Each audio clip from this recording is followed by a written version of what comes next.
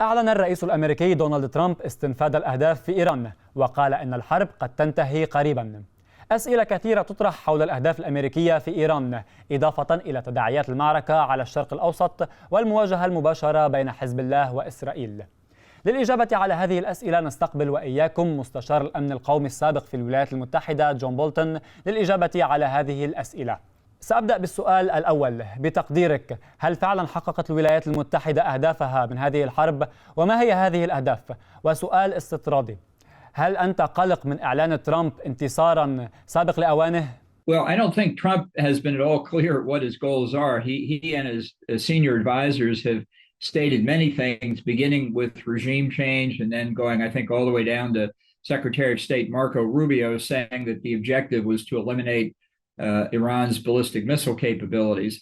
And what I think that means is that in Trump's mind, he can decide on his own when he's going to declare victory. I think that's a mistake on his part. I think the legitimate goal, the proper goal here is regime change, because I think until the regime of the Ayatollahs and the Revolutionary Guard is gone, that Iran will still seek nuclear weapons, will still seek ballistic missiles, will still support terrorism in the region and around the world. But I'm not sure that that's what Trump's goal is. I think he's worried that he clearly didn't see the increase in oil prices coming from the Iranian effort to close the Strait of Hormuz, which I find remarkable because everybody else in the world knew that that was a very substantial risk if military hostilities broke out. So in Trump's own mind, I think he's now worried that he would like to declare victory quickly, but he doesn't want to do it and be made a fool of within days after saying the war is over. انتخبت إيران مجتبى خامنئي مرشدا أعلى. هل هذا يعني أن إيران ستستمر في سياساتها التقليدية؟ وهل يعني هذا أن ترامب فشل في إسقاط النظام الإيراني؟ Yeah, I think Mojtaba is a clear hardliner like his father was. He had the support of the Revolutionary Guard. In prior years, it was well known that Mojtaba wanted to succeed his father, and he had a lot of opposition inside the regime from people who didn't think he was competent, and who also didn't think that having the supreme leader position go from father to son was exactly a good idea given their opposition to the Shah. So I think that the Revolutionary Guard may have pushed this through, and I think that's part of the disagreement inside the regime that's going to fracture it at the top, given its unpopularity in the countryside, and help it collapse. I mean, I think you could really say the Revolutionary Guard run Iran today, and the Ayatollahs are kind of ideological camouflage. And I think the fact that they got Mojtaba as the successor shows the Revolutionary Guard's power. كيف ترى مستقبل إيران بعد هذه الحرب؟ I think it depends entirely on when it stops. If it stopped today, for example, I think that mean the regime would be in power. They would go back to their support for Hamas and Hezbollah and the Houthis and the Shia militia groups in Iraq and their terrorism around the world. They'd go back to trying to rebuild their nuclear weapons program. So it would have made the whole exercise kind of pointless fairly quickly. If there were real regime change, if you had, for example, an interim military government, not of the Revolutionary Guard, but of the regular military, the conventional military, I think they could restore order and provide space for the Iranian people to decide what they wanted their next constitutional system to be. And that obviously would lead to a very different result. أبديت قلقا من نتائج سلبية لهذه الحرب ضد إيران. ما هي هذه النتائج بتقديرك؟ Well, I think it's a problem that Trump himself has created. He didn't prepare the American people in advance for the attack. I think there's a very strong, compelling case to be made in favor of regime change, but he didn't make it. He hasn't made it yet. And it's always dangerous for an American president to go into a war without substantial majority support, which is where he is. Trump didn't consult with Congress effectively. He didn't consult with the allies effectively. And there's very little, in fact, no evidence that he consulted carefully with the opposition inside Iran. So all of these things could lead us into a very difficult position, which I think Trump really at this point is quite worried about. المشهدية في المنطقة قبل الحرب لن تكون كما بعدها. ما هي قراءتك للمشهدية بعد هذه الحرب؟ Well, if the regime changes, if you have I'm not looking for Jeffersonian democracy, but if you have almost any regime other than the regime of the Ayatollahs and the Revolutionary Guard, I think Iran could be just another Middle Eastern country that relations could go back to the way it was under the Shah. They may not have been perfect, but there's a much greater chance for peace and stability in the Middle East with a different regime in Iran. If that regime is still there, particularly after this attack, and particularly after it's shown that it wants to try and close the Strait of Hormuz, that threat will hang over the region permanently. So it's the choice of objectives here for Trump becomes very important.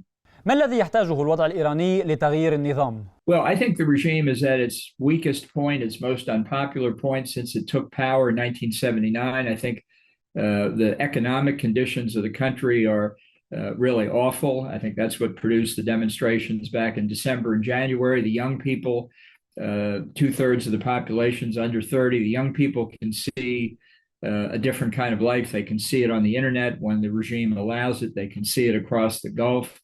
The women are unhappy as they demonstrated after the regime murdered the young Kurdish woman, Mahsa Amini. And I think the ethnic groups in Iran are very dissatisfied at the way they've been treated. So all of these conditions indicate to me that the opposition has a lot of leverage if it can get a little bit better organized, which is why cooperation with the U.S. I think could be very helpful. And to find people within the regime, generals in the regular military, even some in the Revolutionary Guard, even some Ayatollahs who think the current regime has made Iran a poorer, weaker, less important country than it could be. في حال لم يسقط النظام الإيراني واستمر في سياساته نفسها، هل تعتقد أن إيران ستستمر في دعم الفصائل الموالية لها في المنطقة؟ Yes, I think this is part of the ideology of the Ayatollahs, that they want to expand their power regionally across the Middle East, and I think within Islam as well. So supporting these terrorist proxies really made them much stronger than they were, at least until Hamas made the fatal mistake of attacking Israel in October of 2023. And I think Iran would like to try and get back to the point it was before that attack took place. التصعيد مستمر في مضيق هرمز. هل تعتقد أن المضيق سيبقى مقفلا بفعل التهديدات الإيرانية أم أن ترامب سيتخذ أي إجراءات عسكرية في المضيق من أجل تسيير الحركة الملاحية؟ Well, I think we've got the capacity to open the strait. I'm surprised from both a political and a military point of view. This didn't have higher priority in the opening days of the war. And so I would think, given the attacks that Iran is making on ships and facilities across the Gulf, that we'll see a real emphasis on this in the coming days. But I think it's a lesson to the oil-producing Arab states that they tried to convince Iran to have good relations with them, and Iran has just treated them like they were enemies from the beginning. So I think there's a lesson to be learned there. هل ترى أنه من الضروري تشكيل تحالف دولي من أجل ضمان السلامة وضمان الاستقرار في مضيق هرمز؟ Well, I think some kind of mechanism like that could be useful. The Gulf states, the U.S., I'm sure, would be willing to participate. We should anyway. You can look at a number of alternatives there, but there are several critical passages on Earth that make a lot of difference for international trade and the economies of many nations. And the Strait of Hormuz is a strong competitor for the #1 spot. So I think maybe particularly if the regime in Iran is not overthrown, we're going to have to look at something, because it's a perpetual threat for Iran to close the strait. ننتقل إلى الملف اللبناني. ما هي قراءتك للحرب بين حزب الله وإسرائيل؟ Well, I think the most significant recent development is cooperation between Israel and the government of Lebanon. I mean, this has been something that has been impossible in the past, but I think Hezbollah is now so weakened that the government of Lebanon has more confidence it can cooperate with Israel against their common foe, which is Hezbollah, which operates, I mean, for many years effectively controlled the government of Lebanon from behind the scenes. Now it doesn't, and its ability to intimidate the people of Lebanon is much reduced. So I think that's a hopeful sign that Hezbollah can be eliminated, its weapons, its rockets, its stockpiles of munitions destroyed, and its impact on Lebanon dramatically reduced, if not eliminated. حزب الله لا يلتزم بالقرارات الحكومية ويرفض تسليم سلاحه. وفق تقديرك، هل اتخذت إسرائيل قراراً حاسماً بإنهاء الحالة العسكرية للحزب من خلال القوة؟ Well, I think they're certainly ready to use it. They have used it to a certain extent. I think the big issue is what we just discussed. Will the government of Lebanon work together with Israel to do that? I think that would obviously be the most productive way to proceed. I don't know if it can happen right now, but certainly Israel has not hesitated, and I don't think would hesitate this time to use force against Hezbollah to protect itself. ثمة اتفاقات دفاعية بين الولايات المتحدة من جهة والخليج من جهة أخرى.